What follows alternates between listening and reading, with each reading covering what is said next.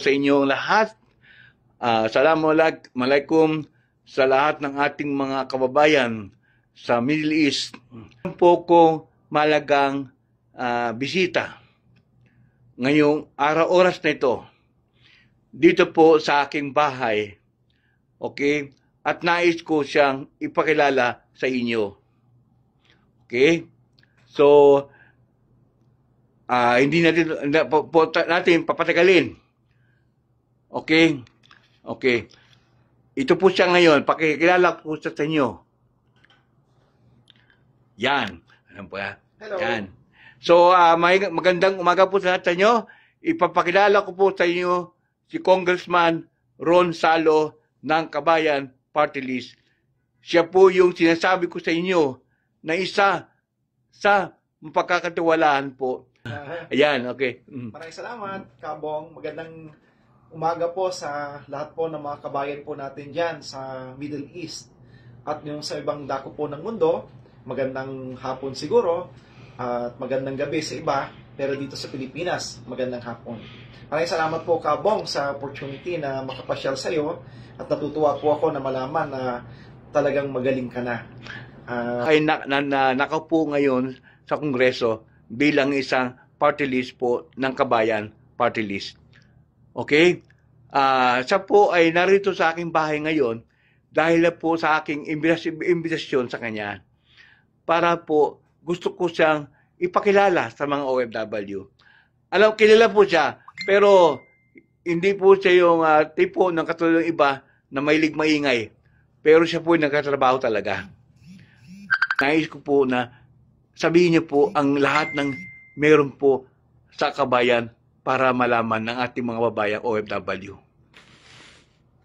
Muli, si Congressman Salo po ito ng Kabayan Party List. Ang kabayan, may 5 po na pangunahin na advokasya po ito.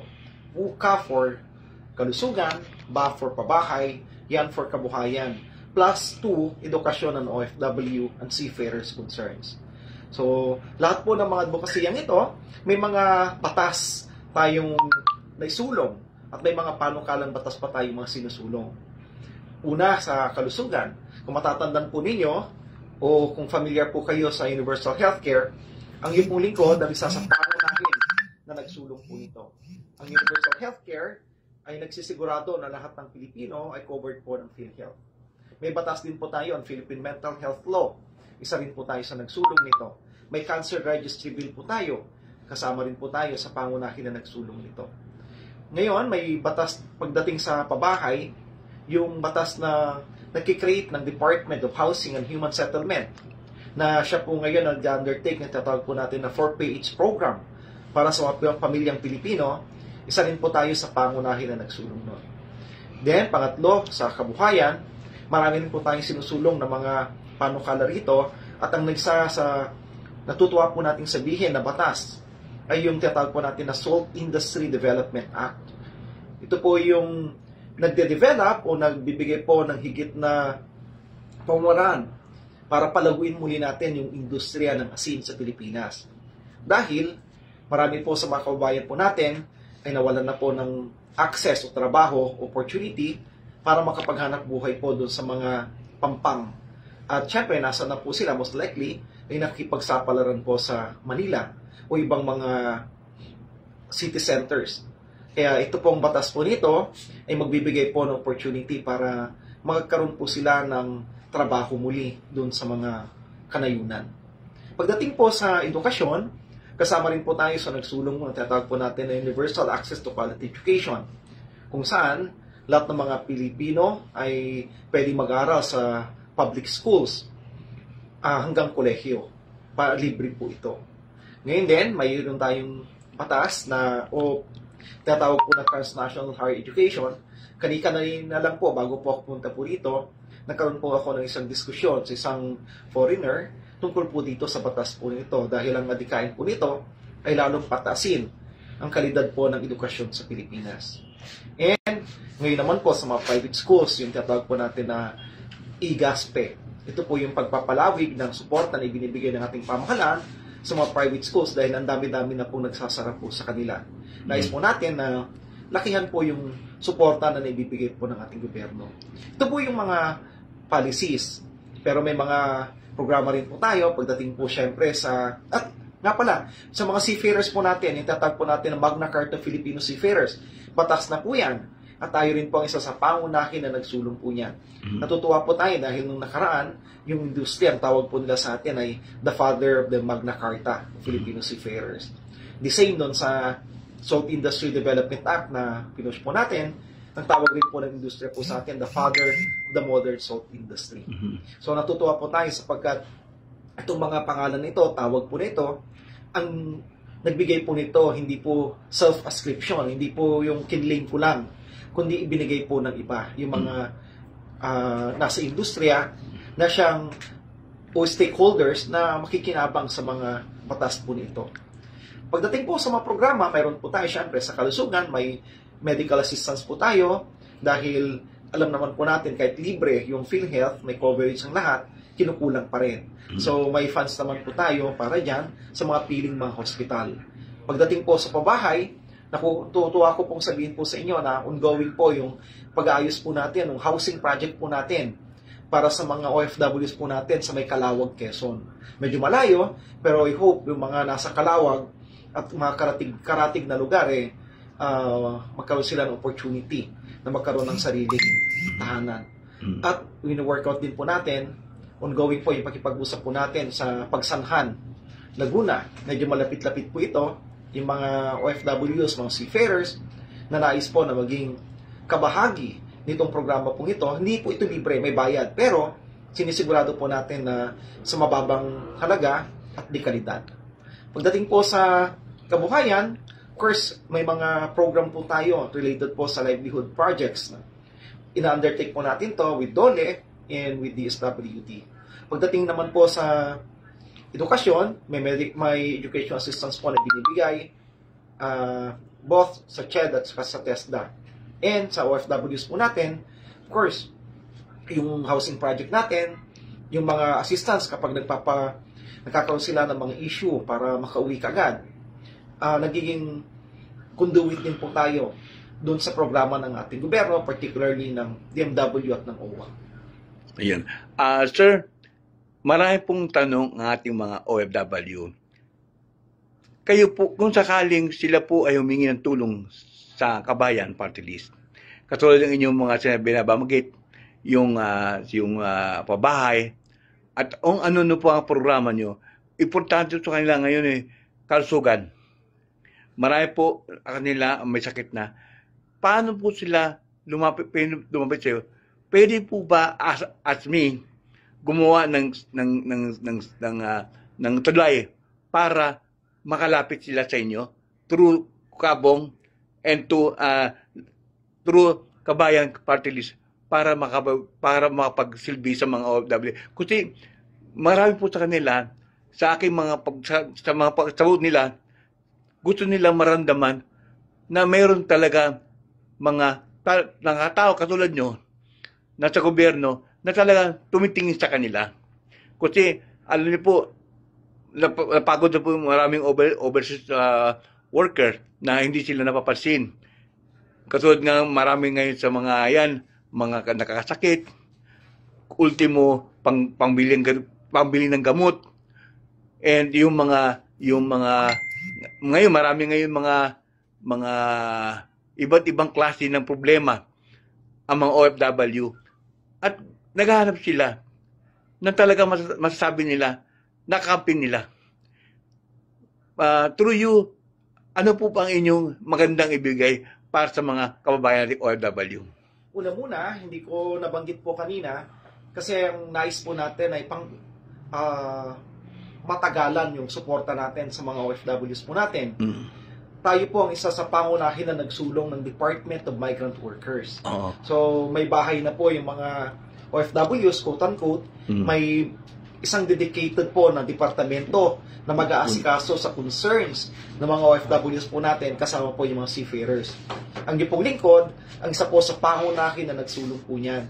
Kasi ayaw na po natin na sometimes nalala po ninyo nung nakaraan ang feeling po ng mga OFWs po natin, paglapit po nila, pinagpapasapasahan po sila. Yun po. Pero yun po ngayon, yan. mayroon na pong dedicated na departamento. So, maliban po dun sa, of course, nakakatulong po tayo, pero ilan lang po yung kayang tulungan po ni Ronsalo dun sa limited na resources po natin. Pero mayroon po tayong departamento po ngayon na yun yung talagang mag-implement po ng programa ng ating pamahalaan para mas baybayan, mabantayan, masigurado ng mga kababayan po natin ay patuloy na naalalayan nasan man sila ng mundo, dako ng mundo. Ngayon, pagdating po doon sa mga binabanggit po ninyo kabong na suporta sa mga kababayan po natin na magtulungan po sila, definitely, pwede po na through yung mga lumalapit, ay ilapit din po ninyo sa amin. At tayo po sisiguraduhin po natin kung ano yung resources na meron po tayo, ano po yung connection na meron po tayo, particularly po sa DMW, OWA, and DFA, ay sikapin po natin na ma-address yung concerns ng mga OFWs po natin. Yan na rin yung mga kabayan. Ngayon po, kinakausap ko si Congressman Salo regarding po sa inyong mga request. Alam ko po, wala po kayong malapitan dito na walang tumitingin sa inyo na mga party list. At ngayon po, ngayon kaharap natin si Congressman Salo, sinabi na po niya kung ano po ang magagawa nila para sa mga OFW. Sir, meron po nagtatanong, marami po nagtatanong, paano sila makakaroon ng sariling pabahay? Medyo mukhang hindi tayo naiintindihan masyadon. Ayan, marami pong nagtanong tungkol sa mapabahay. Anong po ba way nila? Kung meron po kayo. Gaya ng nasabi ko po kanina, yung proyekto po ng ating pamahalaan, yung tinatawag po na 4PH program, ito po ina-undertake po ng ating DSUD, o kaya Department of Housing and Human Settlement. At nabanggit ko rin po kanina, na ako po isa sa pangunahin na nagsulong para makreate po yung departamento po na yan. At doon po sa pag-ipag-usap po natin, actually may MOA rin po tayo sa DSUD, na yung mga kababayan po nating OFWs na nagnanais na magkaroon po ng pabahay, ibigay niyo po sa amin at kami po yung magiging conduit po sa DSUD para maging beneficiary po kayo. Pero ulitin po natin, hindi po ito libre, may bayad po ito, pero may subsidy po yung gobyerno. At the same time, ang yun pong lingkod, ang nabanggit ko po kanina, ay meron tayong project sa Calawag na ongoing po ngayon, inaayos po natin. Inaantay na lang po natin na makapag-umpisa po yung construction dahil yung papeles pa rin po yung inaasikaso po natin. Pero ready na po lahat yun. Once ma-approve po yung mga papeles o dokumento, of course, makapag-uumpisa na po. And ongoing din po yung mga nagpapahiwatig ng kanilang interes na maging beneficiary nitong pabahay program po na natin, project po natin sa may Calawag, Quezon. Ang tawag po natin dyan, Kabayan Village. So, kinikreate po natin yan kasi malaki-laking lugar din po yan na gagawin po natin, Kabayan Village para sa mga OFWs po natin at mga seafarers natin. Yun din, yung iba pang programa na inaayos po natin ngayon, kagaya po nung panukala nating batas na magkaroon po ng pension yung mga OFWs po natin. Kasi isa po yan talaga sa primary concerns ng mga OFWs. After magtrabaho po sila ng makatagal-tagal sa abroad, pag-uwi po nila dito, kadalasan wala po silang pension. Kaya pinupush po natin sa Kongreso, ang tawag po natin dyan, Kabayan Pension Fund, na makapag-create para mga OFWs po natin, after long years ng pagtatrabaho sa abroad, pag nag-for good po sila sa Pilipinas, meron po silang aasahan na pensyon na tatanggapin habang sila kapag tapos na po sila sa pagtatrabaho.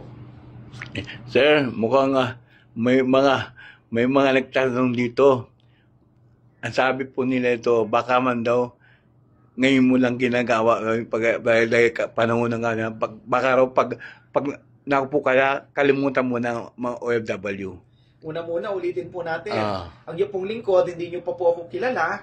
Ako na po nagsulong ng Department of Migrant Workers. Hindi po ba? Ano po yung Department of Migrant Workers? Ito po yung departamento na nag-aalaga o nag-aasikaso ng mga concerns ng mga OFWs po natin. Hindi nyo pa po ako kilala noon. Di ba? Paano pa kaya ngayon nakilala nyo na po ako? Yung Magna Carta Filipino Seafarers. Hindi pa ako kilala ng mga seafarers. Ako po yung pangunahin na nagsulong po noon. Then nakilala po nila ako nung sinusulong na po natin, maging batas po ito. So, definitely, bago nyo po ako makilala, nagtatrabaho na po tayo. May marami po dyan, nangangako. Di ba? Bago pa nila gawin, pero pag nangako na, pag naupo na, nakakalimutan na. Tayo, wala po akong pinangako po sa inyo even before, pero gumawa na po tayo. Oy, nako, magtanong, sir. Okay lang, sir, ha? Tanungin kita, Congressman, ano po mga nagawa po ninyo na nasa mga distrito mo na mahirap na maniwala sa mga pangako? Di po mga ibang congressman, mahilig man lang mangako, gusto nila marinig po sa inyo. Kasi nadala na sila sa iba na pag nanalo na raw, kakalimutan ng mga botante. And gusto ko malaman nila na iba ka, Ron Salo. Sir, yun po yung kanilang tanong, sir. Yes, salamat po ulit. So, kung nakinig po kayo doon sa dinidiscuss ko po kanina, baka kapapasok lang niya, kaya hindi po niya narinig siguro yung mga pinush natin, yung mga accomplishments po natin. Pakibalikan na lang po siguro ito kasi bawat advokasya na mayroon po yung Kabayan Party List, mayroon po tayong accomplishment. Kulang po yung oras po natin kung babanggitin po natin lahat yan. Pero sapat na po siguro yung mga binanggit ko as an example ng mga ginagawa po natin. At the same time, para mas malaman po ninyo ng malalim, mag-follow po kayo ng Kabayan Party List page para makikita po ninyo doon kung ano po yung mga ginagawa po ng Kabayan Party List. Nung nakaraan, isa pong programa na inilunsad po natin, kapartner po ang Department of Health, ay nagbigay po tayo ng bakuna sa mga OFWs po natin. Ayun. Kasama rin po sa DMW officials and OWA. Ganun din sa mga seafarers. Marami po tayo naibigay ng mga libreng bakuna. Ito hindi naman galing po sa atin, kundi galing po sa Department of Health, tayo yung kapartner para maabot po yung mga OFWs po natin. So these are concrete steps para maprotektahan at may sulong po ang kapakanan po ng mga OFWs po natin at ng kailang pamilya. Ako, sa akin po, sir, yun lang po talaga, kasi po ang mga OFW talaga, naghahanap talaga sila ng kakampi na alam nila na mayroon silang matakbuhan. Dahil sa tagal na po ng sinasabi ng mga party list, nagsasabi na sila ay for OFW. Kahit ako mismo, hindi ko po naranasan yon. Naranasan na mayroon pong party list para sa mga OFW. Ngayon, kayo po bilang isang natutuwa ko na katulad nyo, nakilala ko na at nakakasama ko na, I know that some there, malalaman ng mga OFW, nandyan po kayo. Ginagamit niya ang sarili niya at para po sa panginabangan. Dahil nakita ko na po matagal ko na po kilala si Sir. Lagi talagang ang OFW ang kanyang susuportahan. Kahit ngayon po, at wag po kayo hindi po siya, pangako po yun, hindi po, sir, sabi po ito, sana po matupad ang pangako. Pag napwesta ka na, sir, tulad ko, OFW na magpupurgod na sa Pilipinas. Yun po yung nais po natin. Una-muna, hindi ako magko-comment doon sa ibang kapwa ko kongresista o kay ibang party list. Basta ang sinasabi po natin dito, yung Kabayan Party List nandito po para talagang sulong po yung kapakanan at karapatan ng mga kababayan po natin, kasama syempre mga particularly mga OFWs po natin at mga seafarers. So, makikita po ninyo yan. I-check po ninyo yung record. Ano po yung mga accomplishments, ano yung track record na ginawa po ng Kabayan Party List, particularly ni Congressman Ron Salo para sa mga OFWs po natin. Inuulit po natin, yung Department of Migrant Workers, 17th Congress po yan. Pinush po natin, naging batas po nung 18th Congress, isa po tayo sa pangunahin na nagsulong po niyan. Then, may panukala rin po tayo, yung batas po para sa mga seafarers, Magna Carta Filipino Seafarers, tayo rin po isa sa pangunahin na nagsulong po talaga niyan. And, yung sinusulong din po natin na Kabayan Pension Fund. Of course, malaking usapin po ito, medyo matagal-tagal. Hindi po ito ganun kadali. Pero ang kailangan po natin ay suporta ng isa po sa inyo para magkaroon po ito ng katuparan. Yung mga programa po na ginagawa po natin, first, sa mga medical assistance, marami po tayo natatanggap ng mga request. Tinutulungan po natin sila. Of course, hindi natin may bibigay lahat ng kanilang pangailangan, pero sinisikap po natin na maging kapartner po ang Kabayan Party List. At ang aim po natin sa mga OFWs po natin, it's really about empowering each and every one. Ang kailangan po natin sa mga OFWs po natin ay mas lalo pa po nilang maintindihan ang mga pamaraan para sa kanilang sarili, matulungan din. Habang ginagawa po ng ating gobyerno yung mga programa para maisulong po yung kapakanan po nila. Kung mayroon pong tanong-tanong ang marami OFW, ngayon na po ba, paano po sila makaboto? Meron na bang online?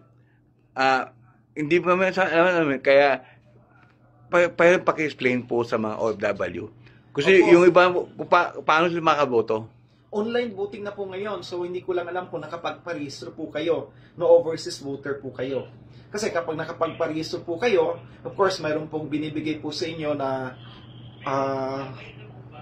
para link, para makaboto po kayo. Ang start po, I understand, is April 12, tama po ba yun?